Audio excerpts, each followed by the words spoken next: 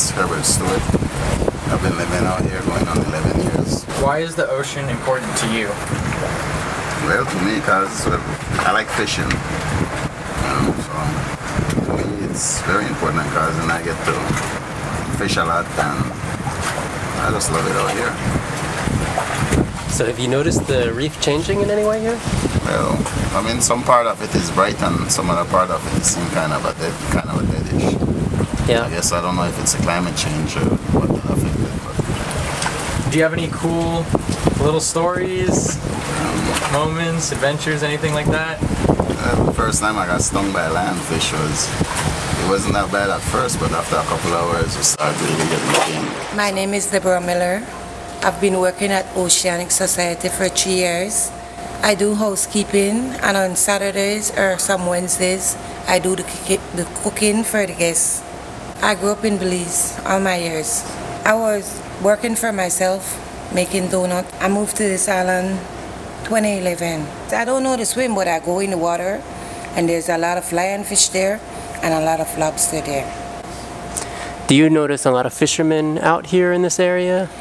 Used to one time, 2 years ago, but now there are different spots. They can't fish anywhere out here. When did that start? About 6 months ago. Oh wow, so before 6 months ago people could fish anywhere they wanted? Fish anywhere they wanted, but right now they're trying to save the fishes to let them multiply, and because some of the fishermen caught the fish undersized, and that's not good. What I learned about the ocean gives me peace. I love it. It's blue and it's very quiet. The experience out here is very good for me because it's something I love doing. My name is Kadim Bradley. I'm out here 2 weeks.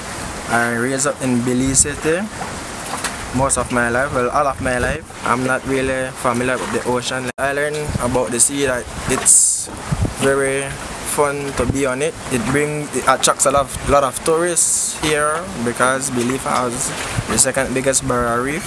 It feels great to hear the beautiful breeze every morning, every day. To me, it's pretty beautiful out here. Have you been getting in the water? Do you scuba dive? Well, not as yet, but... Oh, so you've never seen the down here, huh? Nope. Do you want to go?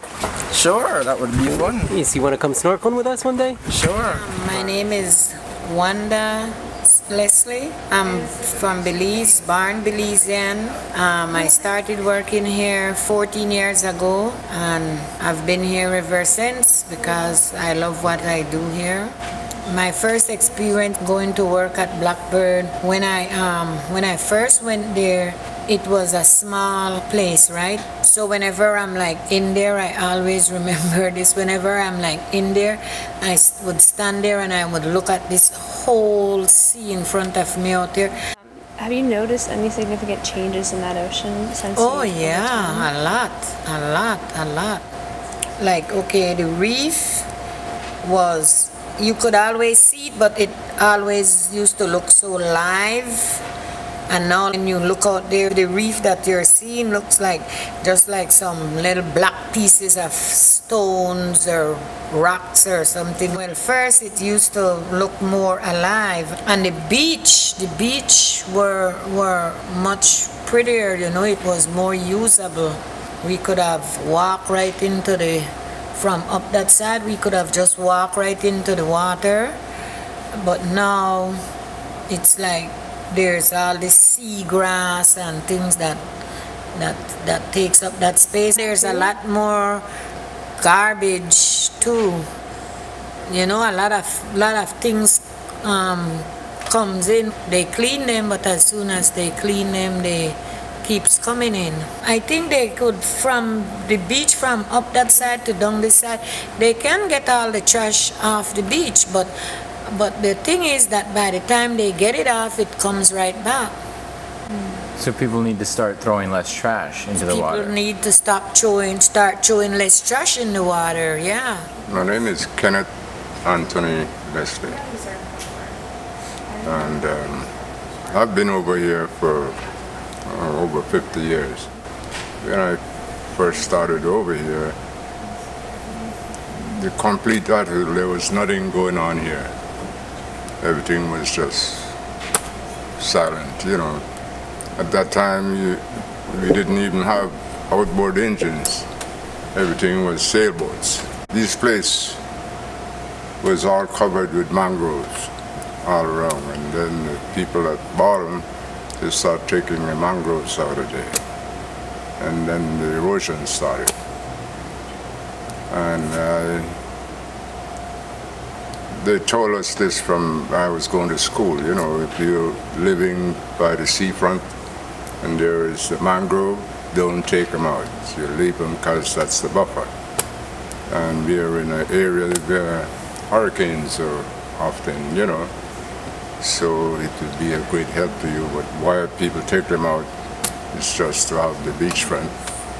All those rocks you're looking at there, those things was smooth, you know, no cracks in them and whatever. And after they took them out, you come back and you could see them in pieces. The reef, the fishermen really damaged the reef. He goes to a coral head and there's 3 lobsters in there. He got 2 out, but one is giving problem. He's going to break that rock and get in there and get that lobster out of there. So continually doing that, you know, everywhere you walk, you're damaging the reef. Well, now they have people that's looking over it, so, but it's too late now. Now, how many years it's going to take to build that stuff back? The fish that used to be one of the most common fish here, you don't see anymore. That's the rainbow parrot fish. When they fillet them, the people can't tell what type of fish it is. So they'll buy them because it's a beautiful white meat, you know, and they'll buy them. Are there many restrictions on where you can go, like over the reefs? Where they just started that a couple of years ago with the no fishing zones and different things like that. That just got started a couple of years ago. Do you think those will help? If they keep up the way they're doing it, it's going to work. But if they don't, they'll have to completely close this place down for 4 or 5 years. Let's imagine back then, like in the 50s, 60s, there wasn't even mask, flippers. The guys just walk along and pick up what they want. My grandmother used to tell me, she said, go on the reef Sunday, don't bring no more than 3 lobsters. That's for dinner that day. And they were strict people.